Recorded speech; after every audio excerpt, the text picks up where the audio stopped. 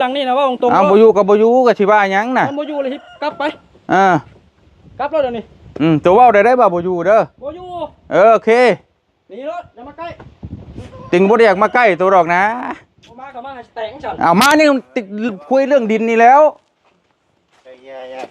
ได้หมอนี่สร้างเป็นแท้นี่ถึงมาคุยไกลเกลี่ยให้โตได้ไกลเกลี่ยเฮียนี่อ้าวดินมันเทไปเมื่อหน้าเลย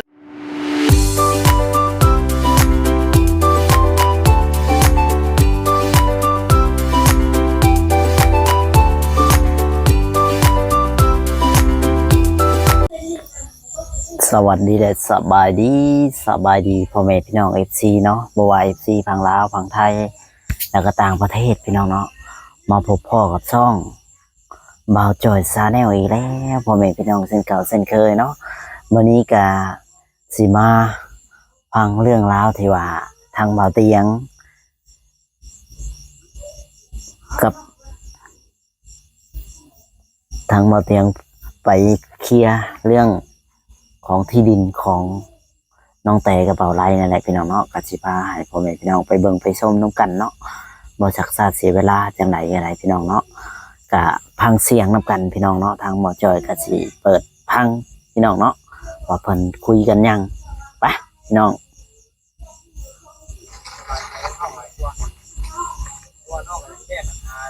มื้อนี้บ่ผิดมื้อหน้าสิผิดก็มีนะเบาคือเบาเข้าใจแหละสมมุติว่ามื้อนี้มันน่าสิบ่ผิดแต่พากันนานนะมันโมโหลองมาอย่างมันถึงขันก็ว่าแบบมันเป็นปัญหาใหญ่จังมาแก้ดับหลังแก้นะมันก็เข้าใจแต่ว่าเพื่อนหลังนี่น่ะเพิ่นเฮ็ดให้เมียโตฮู้บ่โดยน้องเข้าใจอ่า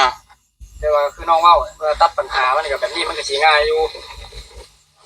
น้องก็บ่อยากมันเกิดปัญหากันบ่อยากให้น้องมันมีปัญหากันเพราะว่า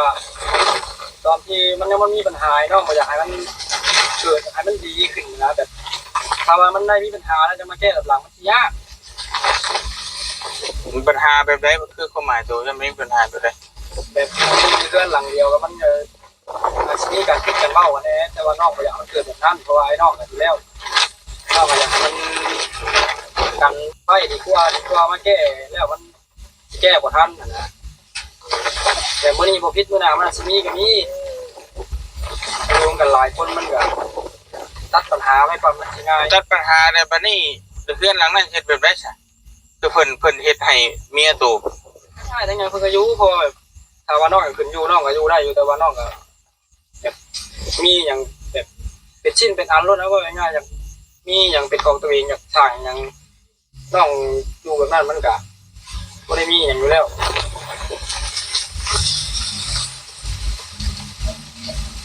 มันก็บ่ได้แล้วเนี่ยคืนนี้ตัวคืนนอนได้บ่หรือว่าใดหรือว่าจังได๋นอนก็นอนนี่แสดงว่าคุยกันยังบ่ลงตัวซะเนี่ยตกลงกันแล้วเพราะว่ากับอ้ายกับหยังเพิ่นก็อยู่นำกันปกติกับหากมาแต่เวียกอะไรนำกันนี่ก็บ่ได้มีปัญหากันก็อยู่นำกันปกติมันบ่ปกติแล้วมันอยู่นำกันบ่ได้ความหมายตัวเข้าใจบ่คือผู้ใหญ่น่ะเฮ็ดเฮือนให้เมียโต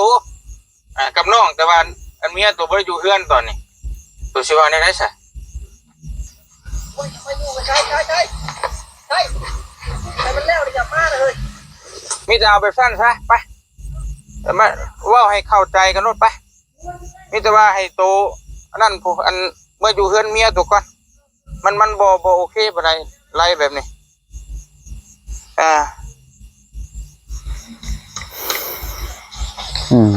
มันเฮ็ดไปสิมันก็บ่โอเคปานใด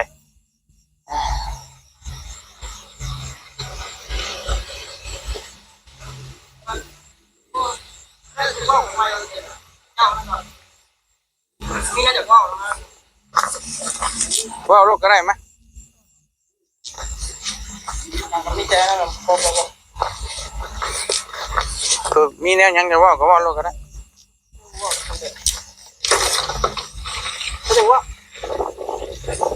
แต่ตัวที่เฮ็ดได้ใช่ครับอันนี้ตัวที่โอเคเขาไม่อยากได้ยังดอกให้เขาให้บอกมาอยู่แต่นี่ให้ต้องเข้าใจว่าเขาบ่อยู่นะโมเมนต์เขาบ่ให้เขาอยู่นะไอ้บ่ต้องเข้าใจว่าเฮานี่อยากได้ก็ต้องเคลียร์ดอกไอ้บอกขึ้นมาอยู่ก็ขึ้นเขาก็ขึ้นมาโ แม่นว่าสิว่าเขาขึ้นมาอยู่นี่แหละเขาอยากได้ผู้เดียวไล่น้องไล่นุ่งนี้บ่แม่นได้เอ้ยเขาบ่อยู่ มันบ่แม่นว่าเต็งก็บ่ได้ว่าตัวไรแต่ว่าเขาบ่อยู่เฮ็ดได้ฉบับนี้นะในเมื่อมันเมียโตกับเมียมาอยู่บัดเขาบ่อยู่ลองเบิ่งถ้าว่าลองเบิ่งถ้าว่าโตเมื่ออยู่เฮือนเมียโตแหละเขามาอยู่แหละจังว่ากันเอาแบบเพื่อความสบายใจซะเอาแบบนั้นก็ได้เพราะว่าไปซื้อของซื้อขายดินบัดพ่อแม่ถ้าซื้อว่าซื้อให้เขาบัดว่าซื้อให้เฮานะแนวมันชื่อให้โตก็เหมาะทุกอันเต้แม่นบ่แล้วก็2คนแล้วบัดนี้เอาเรื่องดินก็ได้แต่ว่ายกเว้นเอาเฮือนเนาะสมมุติว่านั่นแหละเฮือนนี่ผู้ใหญ่เพิ่นน่ะอีตนแหละเฮ็ดให้น้องเขาอยู่โตก็ได้ยินแต่ว่ากระชั้นเลยเอาแบบนี้ก็ได้เต็งชิปแบ่งเขตให้เลยตัวโอเคคำบ่อยู่แล้วก็มาอยู่เฮือนเมียชิแบ่งให้นะให้เขายากอันนั้นก็มันจักว่าได้วันนึงนะมันว่าได้ก็คือมันอยู่นำกันบ่ได้ตัวเฮ็ดได้ซะผู้ใหญ่เพิ่นโทรมาว่าให้น้องตุ๊กขึ้นไปอยู่เฮือนแต่ติงมาแล้วน้องอยู่บ่ได้ตัวสิให้ติงเฮ็ดได้บ่แม่นว่าติงจักว่าเฮ็ดโตได้ผู้ใหญ่เพิ่นก็โทรมาตัวก็ได้ยินนำกันตัวสิว่าได้ซะบ่แม่นว่าติงสิว่าอันอยู่ๆแล้วติงสิเว้าแต่ก่อนเห็นบ่ติงมาหาตัวคำเพิ่นบ่โทรมาให้ติงไปไกลๆตอนนี้ไปยังติงมาบอกตัวดีๆหลาย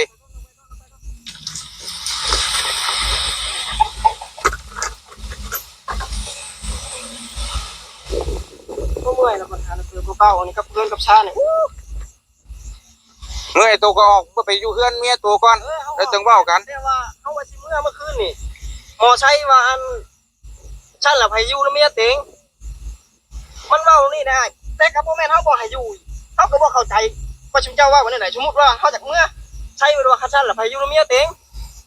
ให้ถามใช้เบิ่งบ่แม่นว่าอื่นหรอกฉันเฮาเมื่อแต่คืนนี้เฮาก็บ่ได้มักยากดอกปัญหาเก่าๆเดิมๆมันบ่แล้วตั้งแต่สิได้มาแหละมันบ่แล้วก็แบบนี้นะแต่ผู้ใหญ่ไปโทรมาให้ติงมาอยู่แบบนี้มันสิเฮ็ดได้ไดเฮือนน่ะน้องตุ๊กบ่ได้อยู่ได้แม่เฮ็ดให้น้องตุ๊กเพิ่นเว้าได้นี่ตัวสิให้ติงเฮ็ดได้อันน่ะไรบ่กูอยู่อีกซ้อชนมันอยู่ก็ได้เฮ้ยรับปัญหาง่ายเนาะให้แม่พวกเราเฮ็ดมาอยู่เนาะมันมีอยู่บ่อยู่มันเฮาบ่ได้หรอกครับว่าน้องบ่อยู่บัดมันมาแนวนี้อ่ะนะแม่กับอ้ายอยู่บ่อยู่คือว่าน้องอยู่ยันใจเฮามาอยู่นี่แม่นอยู่มันติงก็จักสิเว้าแบบใดโอ้ทำไมว่าแล้วมันบ่ถึกล่ะว่าบ่ถึกจังไงมีแต่จังไงสิขึ้นไปเอาแบบนั้นแหละมีแต่ให้มันอันนี้ก่อนติงก็ติงก็ให้มันแล้วซะติงก็สิบ่มาวนอีกบัดนี้นะติงก็บ่ได้อยากมาหลายติงก็บ่ได้เคยว่าอยากมาแต่คำเพิ่นบ่โทรหาติงเนี่ยติงก็บ่ได้อยากมาดอกคือตัวฮู้นั่นแหละตั้งแต่ตัวพิษกันก็อีแต่ผู้ติงก็บ่ได้มายุ่งมาหยัง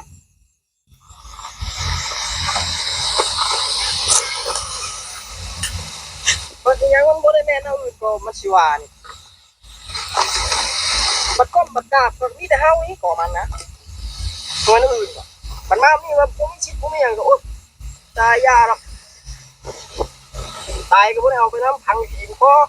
ติงบ่ได้ว่าตัวบ่มีชิดนะเดี๋ยวนี้นะบ่มีชิดก็ทำบ่มีชิดก็ทำบ่มีชิดได้คือให้เว้าได้บัดน้องบ่อยู่บัดเฮาออกมันก็ประมาณนั้นได้คือติงให้ตัวอยู่นำกันบ่ตัวอยู่บ่ได้เฮ็ดได้ซะมันบ่แม่นเฮาอยู่บ่ได้เข้าใจบ่เขาอยู่บ่ได้ก็นั่นแหละที่ตัวสิเฮ็ดได้ซะแก้ปัญหาแบบได้ซะแก้ปัญหาได้แล้วนี่เขาอยู่บ่ได้ตัวสิเฮ็ดได้ไหนในเมื่อเขาอยู่นำบ่ได้ว่ะได้เฮ็ดได้ซะบาดนี่มันบ่แม่นเขาอยู่บ่ได้เขาจะไปอยู่ของเขาเองก็นั่นแล้วเขาอยู่นำตัวบ่ได้น่ะไรตัวสิว่าได้ซะ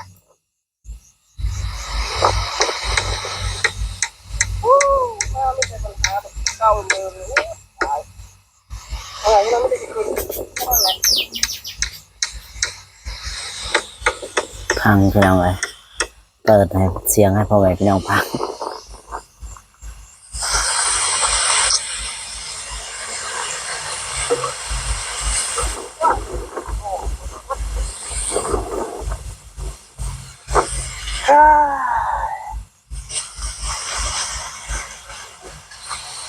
ประเทศที่ควรเห็นเล่าเห็นนอกเป็นยังไงวะไอ้ห่าพวกมันมีบอกว่าเห็ดไทยปุ๊บเพื่อว่าโมแมน แต่เฮ็ดให้อยู่น้ำกันแหละมันอยู่น้ำกันได้บ่ใช่ปะนี่ความหมายนะ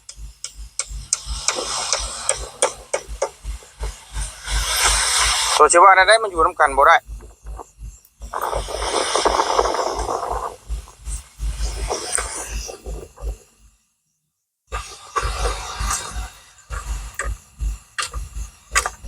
เรื่องเลือดพี่น้องเลย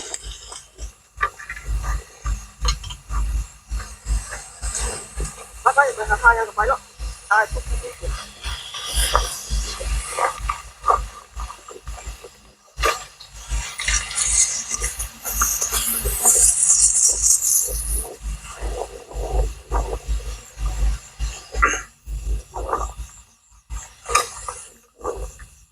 ถ่ายถึงบ่ได้อยากมาถ่ายดอกนะอันนี้นะ ราคาเขาบอก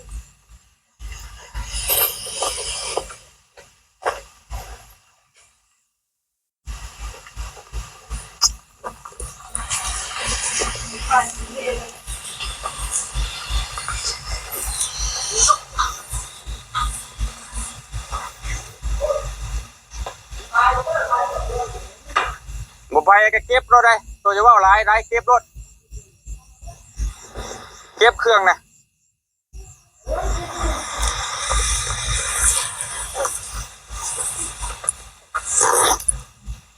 พอย่างแต่เก็บเครื่องเมื่อผม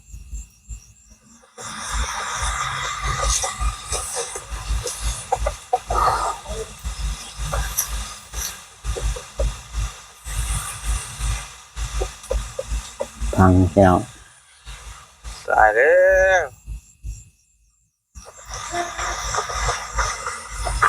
จัดมือพี่น้องเลยเนาะ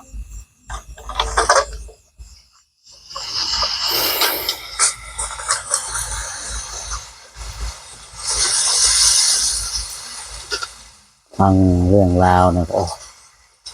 เหนื่อย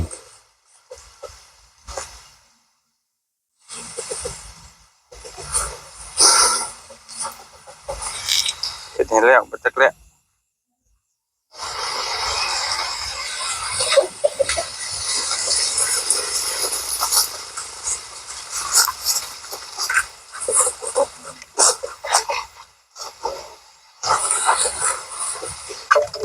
ตัวติดต่อตัวได้บ่ตุก ก็ ติดต่อบ่ได้เป็นบล็อกทิมเลย ไปแล้วบอกมีปัญหากัน น่ะไปซื้อขายอยู่น้ำไผ่ตอนนี้ เราเอาให้เราเลยนะ เอาให้ติงตอนไหนติงยังบ่ได้เอาได้ ต้องโทรถาม อยู่น้ำไผ่ เราแล้ว เราอะเราเอามาเหมาะหรือเปล่าแล้วเราเอามา เอามามอบให้ติงตอนไหน เราอยู่เพื่อนเลย แต่ แต่น้องกับโบจักน้ แห้งคักแค่นั้นน่ะ ำ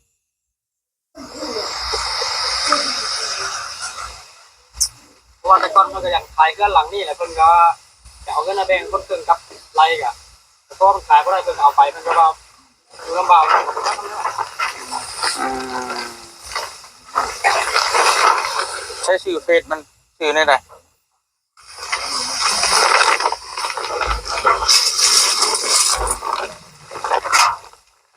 เอามาเขียนด้วย กลับมาอีกครั้งกับศพ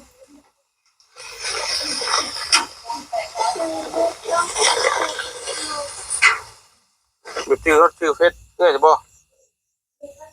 เฮ้ยมาดิ จันนะ ติงบ่ได้กดดันแต่ว่าผู้ใหญ่เพิ่นก็บอกติงแบบนั้นตัวใหญ่ติงว่าได้ แต่แบบนั้นแหละเขาเอิ้นต้นดัน แต่ติงมีชวนได้ชวนเสียงยังนำตัวติงถามตัวนี้ มันบ่มีแล้วเลย นี่ แต่ว่าน้องก็บ่ได้มีหยังคนได้ชนเชียร์ไว้แล้วแหละ ได้แต่ถ้าสมมุติว่าเมียตัวได้ตัวอยู่ในตัวก็ได้ มันเป็นยังสิบ่ได้ นี่อยู่แบบปวดสมองครับน้องตรงแล้วอยู่ทำดีกว่า เอาตัวก็ไปอยู่ทำฉันพาเมียตัวไปอยู่ทำผู้ น้องอยู่แท้เบา ก็ไปเลย อยู่แท้ยังไง เออ บ่อยู่ดอกเฮือนหลังนี่นะว่าตรงๆ เอา เนาะ บ่อยู่ก็บ่อยู่ก็สิว่าหยังน่ะ บ่อยู่เลยกลับไป อ่าก ลับแล้วเดี๋ยวนี้ ตัวเว้าได้บ่บ่อยู่เด้อ บ่อยู่ โอเค นี่รถมาใกล้ ติงบ่ได้อยากมาใกล้ตัวดอกนะ มากับมาแต่งจัด เอามานี่คุยเรื่องดินนี่แล้วได้หมอนี่สร้างเป็นแท้นี่ถึงมาคุยไกลเกลี่ยให้ตัวไร ไอ้เหี้ยเหี้ย อ้าว ใจเย็นมันเทไปเมื่อหน่าได้เดี๋ยวไม่เนาะ ได้สิแล้วพี่น้องเลยเนาะ ต้องขอมันสิเอาแล้วออกไปไกลไปก่อนไป โอ้ยอย่าบอกในนั้นน้องอย่าบอกในนั้นอย่าบอกในนั้นไอ้ลำบากอยากมาห้องจะ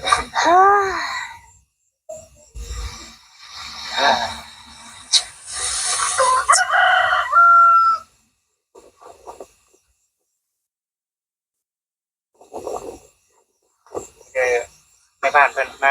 จุบมานี่เลยอย่า ได้คุยกันในบ้านแล้วเดี๋ยวเอาพ่อบ้านมาคุยแต่มันจบ มาดูมันต้องหายเนาะ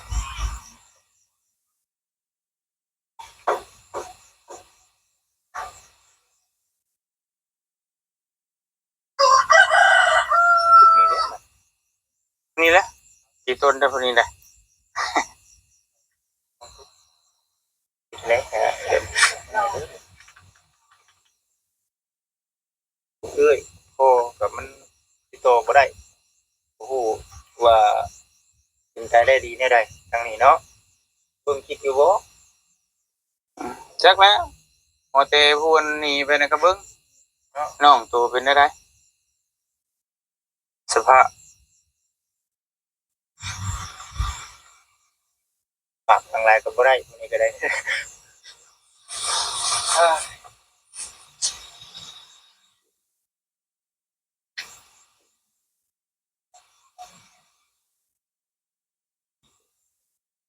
ใจเย็นๆใจเย็นๆ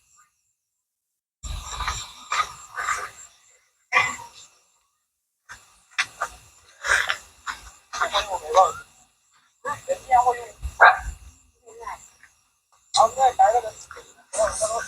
เลย แล้วคนแท้ เอาก็เบิ้งอะไรแล้วว่าอุตส่าห์มาเคลียร์มาไกลเกลี่ยให้ก็ว่าแบบนี้ก็เบิ้งเลย อย่ายังก่อนได้ เอาเฮาเว้าได้จะให้อยู่น้ำกันให้อยู่น้ำกันแหละผู้ใหญ่เพิ่นโทรมาให้อยู่น้ำกันแต่ผู้ใหญ่นอนกระท่อมนั่นจะให้อยู่น้ำกัน เขาบอกขึ้นแม่ก็เว้าแล้ว เข้าใจเขาเองเมื่อ ก็ กี้ นั่นแล้วก็คุ้มหมายคือ เจ้าให้เข้าใจ แล้วเขาอีตนปานนี้ ตน นะ อยู่แม่กับไอ้ตนคือกันอันนี้บ่แม่นเขาอยู่แต่เดียวนี่อยู่แต่เขาอีเตพุ่น เข้าใจแต่ว่าตอนเข้าอีเตมาอยู่ที่กี้น่ะมันก็บ่ไล่เนี่ยมันนอนห้องนี้แม่นบ่ล่ะ มันนอนห้องนี้แต่มันสิว่ามันสิเอาพวด โอเคพี่น้องเอ้ยคลิปนี้ก็สิบ่มีอย่างหลายถ้าผิดพลาดประการใดก็ขอโทษขออภัยนำเด้อพ่อแม่พี่น้อง สวัสดีแหละสบายดีสบายดี อยู่ดอกเฮือนหลังนี่นะว่าตรงๆ เอา เนาะ บ่อยู่ก็บ่อยู่ก็สิว่าหยังน่ะ มันบ่อยู่เลยกลับไป ก ลับแล้วเดี๋ยวนี้ ตัวเว้าได้บ่บ่อยู่เด้อ บ่อยู่ โอเค นี่รถอย่ามาใกล้ ติงบ่ได้อยากมาใกล้ตัวดอกนะ บ่มากับมาแต่งจัด เอามานี่คุยเรื่องดินนี่แล้วได้หมอนี่สร้างเป็นแท้นี่ถึงมาคุยไกลเกลี่ยให้ตัวไร ไก่เกียร์เหี้ยนี่ อ้าว